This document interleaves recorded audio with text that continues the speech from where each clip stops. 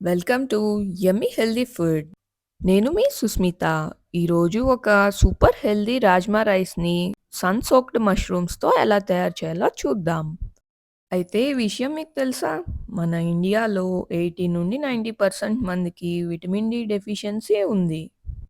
అయితే ఈ వీడియోలో నేను సన్ ఎక్స్‌పోజ్ అయిన మష్రూమ్స్‌తో ఒక టేస్టీ రెసిపీ చేయబోతున్నాను.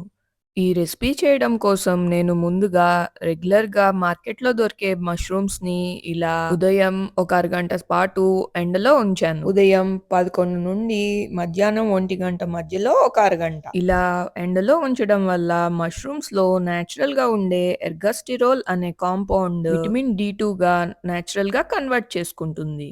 ఇలా 30 నిమిషాల పాటు ఉంచిన మష్రూమ్స్‌లో మనకి 600 ఇంటర్నేషనల్ యూనిట్స్ నుండి ఒక 2000 ఇంటర్నేషనల్ యూనిట్స్ వరకు విటమిన్ డి2 లభిస్తుంది. ఆ డిఏ ప్రకారం మనకి ఎంత విటమిన్ డి అవసరం అవుతుందో నేను కింద డిస్క్రిప్షన్ బాక్స్‌లో ఇస్తాను. ఒకసారి చెక్ చేయండి.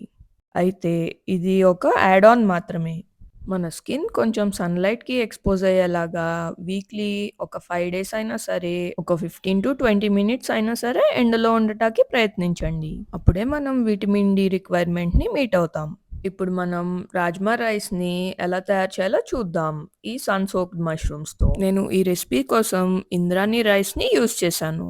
మీరు కావాలంటే బాస్మతి రైస్ లేదా నార్మల్ వైట్ రైస్ అయినా సరే యూజ్ చేసుకోవచ్చు. ఈ ఇంద్రాని రైస్ కొంచెం స్టిక్కీ ఉంటుంది. కానీ నేను ఈ ఫ్రైడ్ రైస్ తయారు చేస్తే చాలా టేస్టీగా ఉంది ఈ రైస్. ఒక విజిల్ వచ్చే వరకు ప్రెషర్ కుక్ చేసుకుంటే సరిపోతుంది ఈ ఇంద్రాని రైస్‌ని. రైస్ ఉడికే సమయంలో మనం వెజిటబుల్స్ అన్నీ చాప్ చేసుకొని రెడీగా పెట్టుకోవచ్చు. తర్వాత ఒక పాన్ హీట్ చేసుకొని, ఒక టేబుల్ స్పూన్ బటర్ యాడ్ చేసుకోవాలి. విటమిన్ డి అనేది ఒక ఫ్యాట్ సాల్యుబుల్ వైటమిన్. కాబట్టి మనం ఫుడ్‌లో ఫ్యాట్ కూడా ఉండాలి. బటర్ కొంచెం హీట్ అయినాక ఒక టీ స్పూన్ గార్లిక్, ఇంకా ఒక టీ స్పూన్ జింజర్ ఏసుకొని బాగా సాటే చేసుకోవాలి. తర్వాత ఒక హాఫ్ కప్ ఫైన్‌గా చాప్ చేసుకున్న ఆనియన్ కూడా వేసుకొని, ఉల్లిపాయ, అల్లం వెల్లుల్లి కొంచెం బ్రౌన్ కలర్ వచ్చినాక మనం ఫ్రెంచ్ బీన్స్ కూడా యాడ్ చేసుకోవాలి. ఒక కప్ ఫ్రెంచ్ బీన్స్ యాడ్ చేసుకున్నా నేను ఈ రెసిపీ కోసం.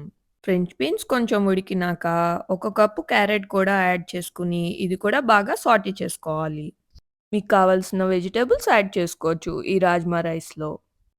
ఇవి కొంచెం ఉడకటాకి పైన లిడ్‌ని ప్లేస్ చేసి ఒక 5 మినిట్స్ ఉంచుకోండి సరిపోతుంది. తర్వాత మష్రూమ్స్‌ని ఫైన్‌గా ఇలాగా చాప్ చేసుకొని మీకు నచ్చిన షేప్‌లో అప్పుడు మీరు యాడ్ చేసుకోండి. నేను తీసుకున్న ఆ 200 గ్రామ్స్ ప్యాకెట్‌ని యాడ్ చేసేసాను ఈ రాజ్మా రైస్ రెసిపీ కోసం. ఈ మష్రూమ్స్ కొంచెం బాగా ఉడికినాక ముందుగానే ఉడకపెట్టుకున్న రాజ్మాని యాడ్ చేసుకుందాం. ఈ రాజ్మాని నేను ముందు రోజు నైటే సోక్ చేసుకొని, ఒక 5 విజిల్స్ వచ్చే వరకు ప్రెషర్ కుక్ చేసుకున్నా. రాజ్మాని కూడా ఇందులో యాడ్ చేసి బాగా కలుపుకోవాలి. తర్వాత ఉడకపెట్టుకున్న రైస్‌ని కూడా మనం ఇప్పుడు యాడ్ చేసుకొని, రుచికి సరిపడినంత ఉప్పు, ఇంకా మీకు కావాల్సిన స్పైసీనెస్ బట్టి మిరియాల పొడిని గూడా యాడ్ చేసుకోండి. నేను ఒక టీ స్పూన్ మిరియాల పొడి యాడ్ చేశాను ఈ రెసిపీ కోసం. రైసును, వెజిటబుల్స్ అంతా గూడా బాగా మిక్స్ అయ్యేలాగా కలుపుకోవాలి. ఈ రాజ్మా రైస్‌లో మష్రూమ్స్ చాలా టేస్టీగా ఉంటాయి. పెద్ద స్పైసెస్ ఏమి యాడ్ చేయలేదు కాబట్టి, చిన్న పిల్లల నుండి పెద్దవాళ్ళు వరకు ఎవరైనా గానీ ఇష్టంగా తింటారు ఈ రైస్‌ని. ఫైనల్‌గా కొత్తిమీర కూడా యేసుకొని, ఒకసారి కలిపేసుకుంటే మన రాజ్మా రైస్ రెడీ అయిపోతుంది.